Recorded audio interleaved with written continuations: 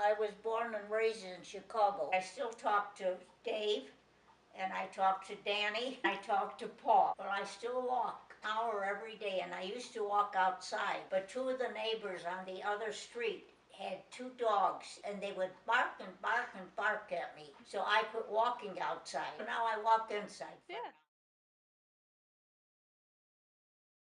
Well, my mother used to make all my clothes till I was 16 years old. And then I bought my first dress when I graduated from high school. I was 16. And she used to bake apple pie. But my daddy used to always say to me, "You're my little sweetheart." And I'll never forget that. My dad was 49 when he passed away. He had a ruptured appendix, and my mother lived till 74. His dad married my mother. She was a widow. And she finally left him. She divorced him. My husband was nothing like his father. Yeah.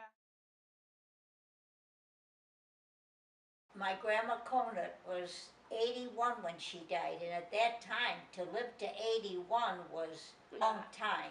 But my grandfather was younger than her, and if we'd go to visit her after we were married, he'd say, "What are you kids doing here?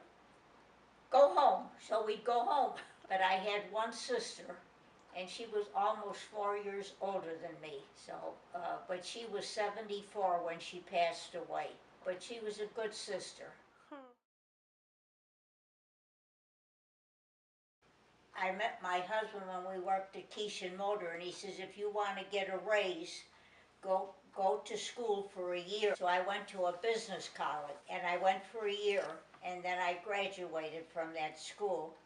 And when I went back to Keishan Motor, he said, "You got a better job." I was working with a private secretary, and my husband worked there. And one day a fellow called me, he said, "My name is George." I said, "Oh, you know," and he said, "I'd like to take you to dinner." And when he came over, I said, "You're not the George I thought you were." And he said, "Well, just go with me to dinner and I'll never bother you again." So then about 3 weeks later, my husband called me, and I said, "Now, who are you?" He said, "I'm George the mechanic." So then I said, "Oh, you can come over." So he came over and we went to dinner, and then we got to see each other quite a bit. Together for about 3.5 months. And he said to me, "How about getting married?" And we were very much in love. I knew I liked him. And he said to me, "Would you like to get married?" And I said, "Well, let me give it a little thought." And so the next time we saw each other, I said yes. So we got married. Well, I was 19 when I got married. Well, at that time, if you weren't married by the time you were 20, they considered you an old maid. But when we got married, he paid for the wedding, paid for my dress. My wedding dress was $26. My veil was $6.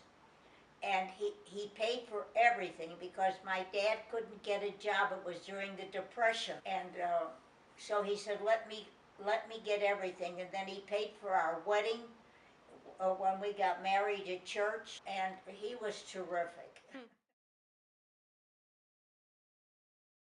Well, Dave is the youngest, and then Paul is next. And then there was 10 years apart between the two youngest ones and the two older ones. And I remember when I got pregnant with Paul, my husband said, "You know, honey, we should have another baby so he'll have a friend." So I said, "Okay." So then we had your daddy. And my husband was such a good daddy. Mm-hmm. All I would say to them is make sure that you're in love with this person. We were all married in the Catholic Church, and then I believe Susie and Danny were married in the Catholic Church. Like your daddy, he don't go to a Catholic church anymore either, and that's fine because he truly believes in God. And I still say a prayer for Grandpa. I think the important thing is that my children believe in God. Yeah. And he teaches his children to believe in God, and so does his wife. Well, I'm thankful for all my children and their spouses, and for my grandchildren. Well, I'm happy with all the boys. I'm happy with all my grandchildren, and I'm happy with my great-grandchildren because CK has a little boy, and then Georgie's daughter, Christine, has 2 boys. She lives in Michigan, but I always call her on her birthday in December. When I was little, my mother used to make mashed potatoes every day, and we never had vegetables till I got married. And now I eat vegetables all the time.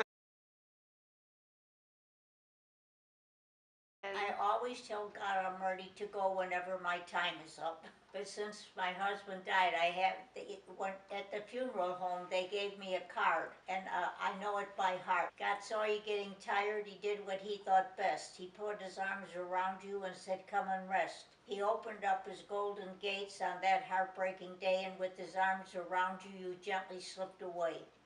It broke our hearts to lose you. You did not go alone. A part of us went with you the day God called you home. And I still have his ashes on my dresser. And I used to say good night, honey, every night, but I've kind of gotten away from it a little bit. But I still say a prayer for him every day. And I think we were married 55 years. We had a 55th wedding anniversary. Then he lived a few years longer, but then he passed away. You don't know how happy I am to see the 2 of you. I'm just not a fish eater. Well, I wanted to surprise you. Here, we're going to go this way. We're going to go straight. Do you remember your address? 2730 Northeast 46th Street. It has to be at least 6 years since I bought a dress. Well, somebody tried to date me, but I didn't like him. Oh, really? Yeah. Well, I'm pretty old, aren't I? You're 96. Yeah, I was gonna say, I know I'm in my 90s. Smile the while you kiss me, Xanadu. When the clouds roll by, I'll come to you. So wait and pray each night for me till we meet again. That's great, Grandma.